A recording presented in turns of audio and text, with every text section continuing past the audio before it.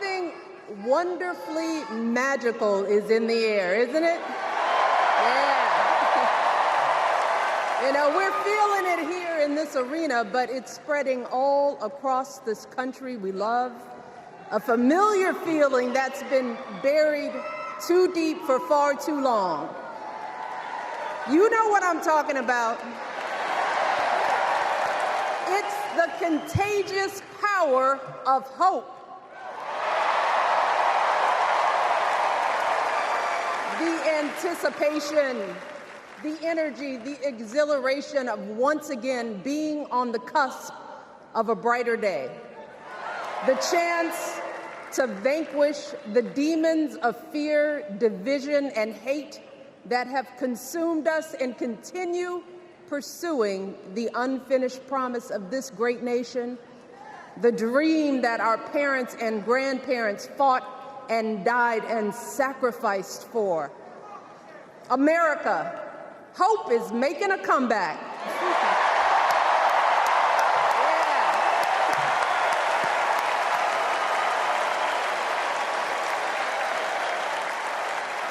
But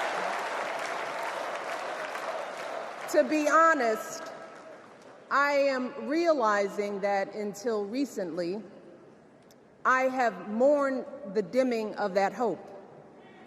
And maybe you've experienced the same feelings, that deep pit in my stomach, a palpable sense of dread about the future. And for me, that mourning has also been mixed with my own personal grief. The last time I was here in my hometown was to memorialize my mother, the woman who showed me the meaning of hard work and humility and decency, the woman who set my moral compass high and showed me the power of my own voice. Folks,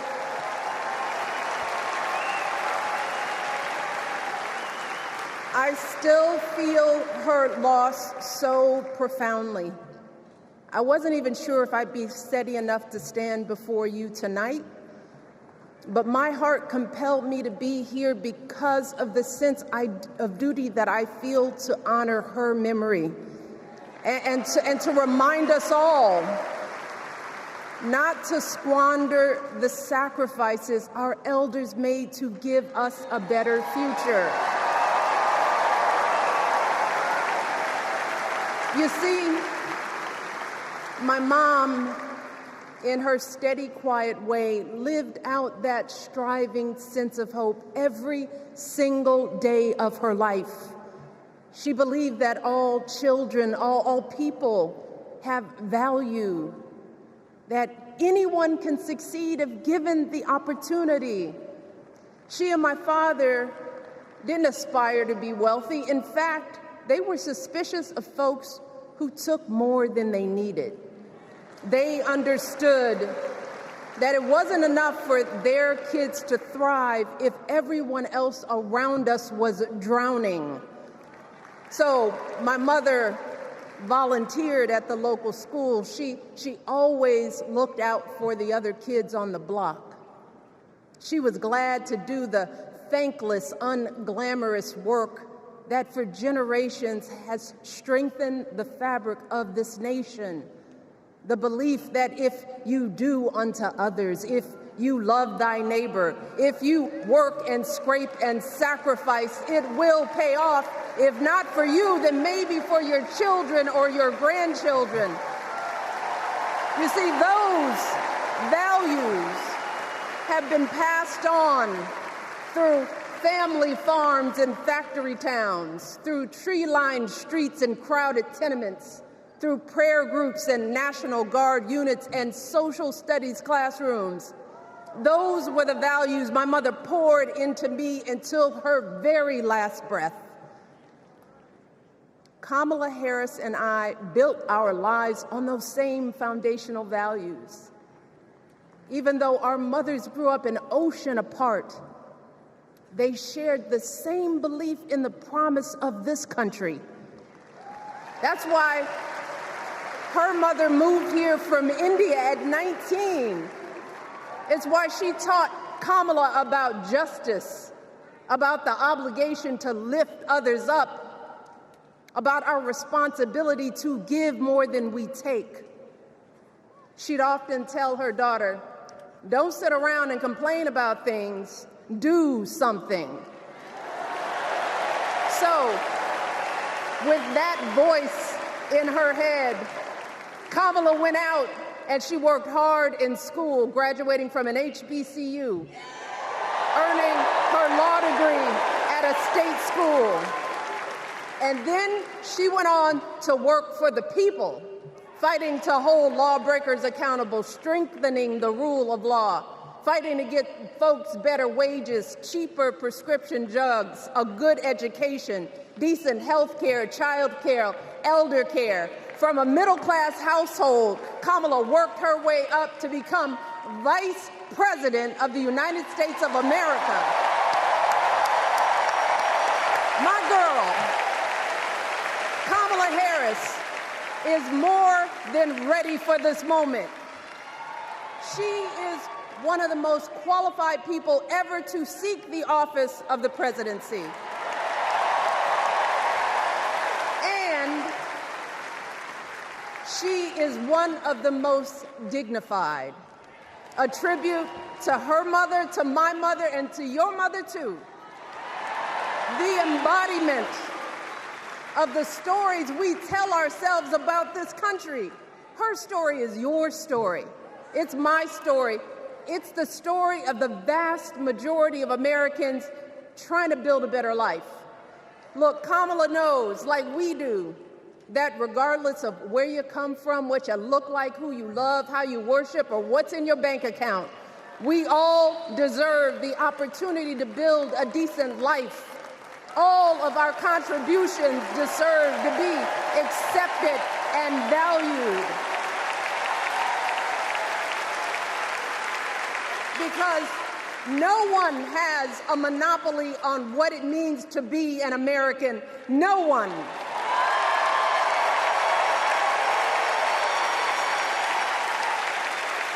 Kamala has shown her allegiance to this nation, not by spewing anger and bitterness, but by living a life of service and always pushing the doors of opportunity open to others. She understands that most of us will never be afforded the grace of failing forward. We will never benefit from the affirmative action of generational wealth.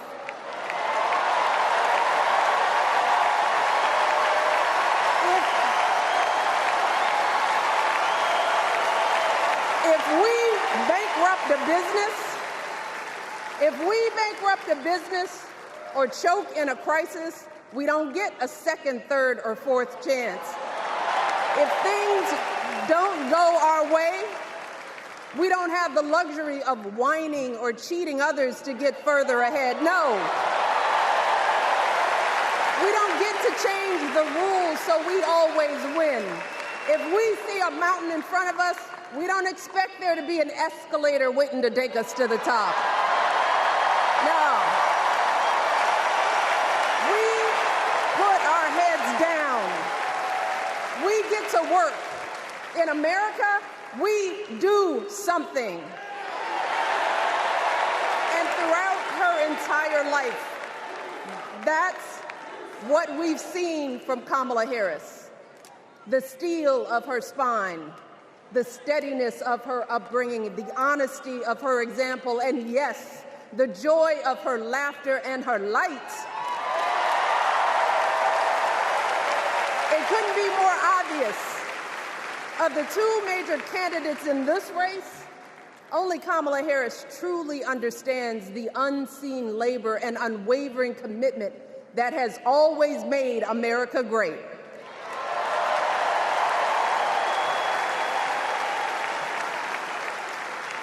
Now, unfortunately, we know what comes next.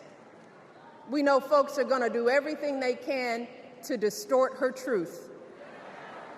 My husband and I sadly know a little something about this. For years, Donald Trump did everything in his power to try to make people fear us. See, his limited, narrow view of the world made him feel threatened by the existence of two hard-working, highly educated, successful people who happen to be black.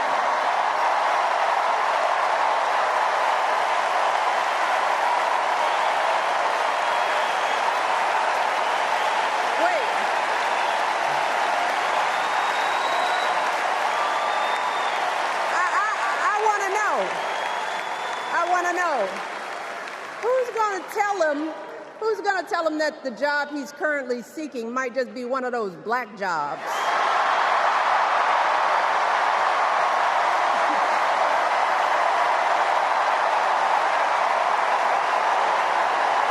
Look, it's his same old con. His same old con. Doubling down on ugly, misogynistic, racist lies as a substitute for real ideas and solutions that will actually make people's lives better.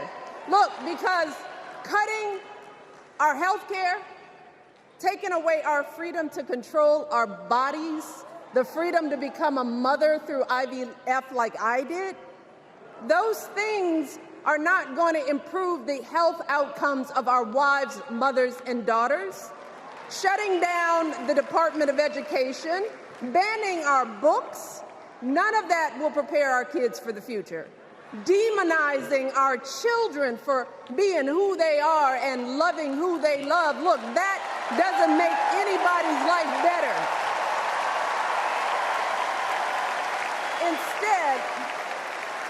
Instead, it only makes us small. And let me tell you this, going small is never the answer. Going small is the opposite of what we teach our kids. Going small is petty, it's unhealthy, and quite frankly, it's unpresidential.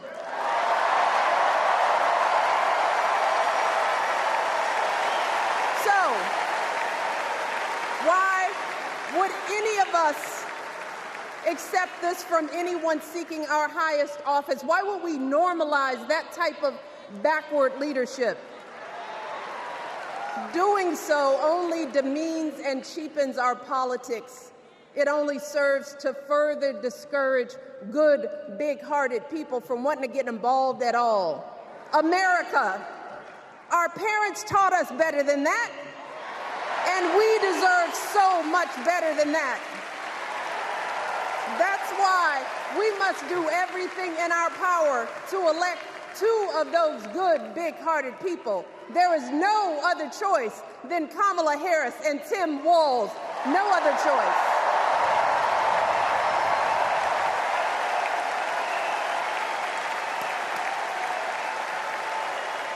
But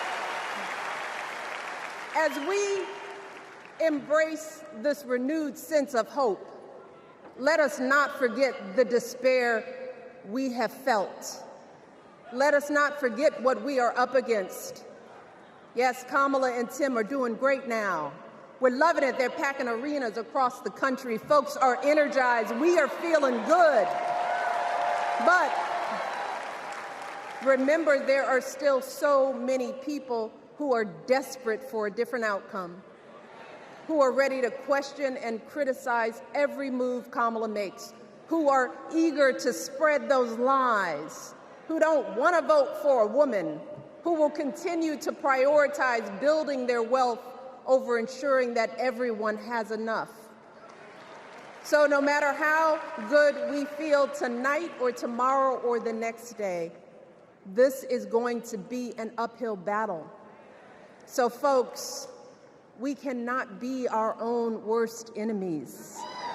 No. See, because the minute something goes wrong, the minute a lie takes hold, folks, we cannot start wringing our hands. We cannot get a Goldilocks complex about whether everything is just right.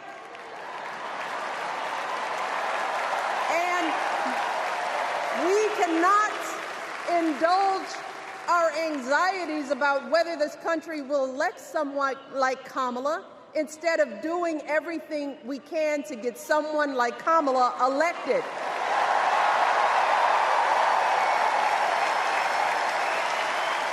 Kamala and Tim, they have lived amazing lives, and I am confident that they will lead with compassion, inclusion, and grace.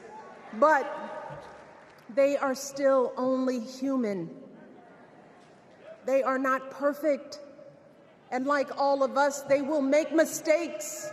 But luckily, y'all, this is not just on them.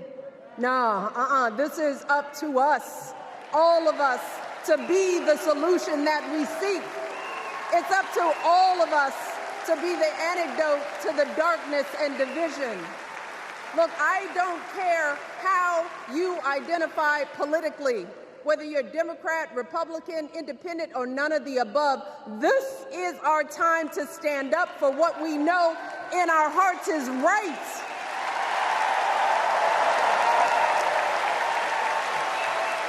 To stand up, not just for our basic freedoms, but for decency and humanity, for basic respect, dignity, and empathy, for the values at the very foundation of this democracy. It's up to us to remember what Kamala's mother told her. Don't just sit around and complain, do something. So if they lie about her, and they will, we've got to do something. If we see a bad poll, and we will, we got to put down that phone and do something. If we start feeling tired, if we start feeling that dread creeping back in, we got to pick ourselves up, throw water on our face, and what? We only have 2.5 months, y'all, to get this done. Only 11 weeks to make sure every single person we know is registered and has a voting plan. So we cannot afford for anyone America to sit on their hands and wait to be called. Don't complain if no one from the campaign has specifically reached out to you to ask you for your support. There is simply no time for that kind of foolishness. You know what you need to do. So, consider this to be your official ask. Michelle Obama is asking you, no, I'm telling y'all to do something.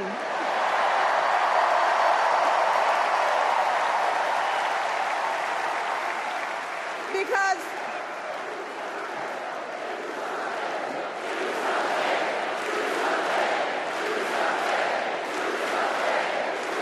you all, this election is going to be close.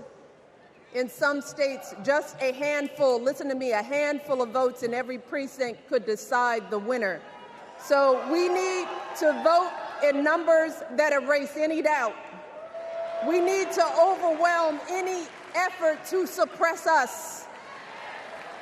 Our fate is in our hands.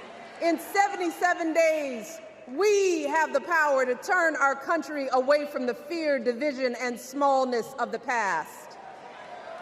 We have the power to marry our hope with our action. We have the power to pay forward the love, sweat, and sacrifice of our mothers and fathers and all those who came before us. We did it before, y'all, and we sure can do it again. Let us work like our lives depend on it. And let us keep moving our country forward and go higher, yes, always higher than we've ever gone before as we elect the next President and Vice President of the United States, Kamala Harris and Tim Walz. Thank you all. God bless.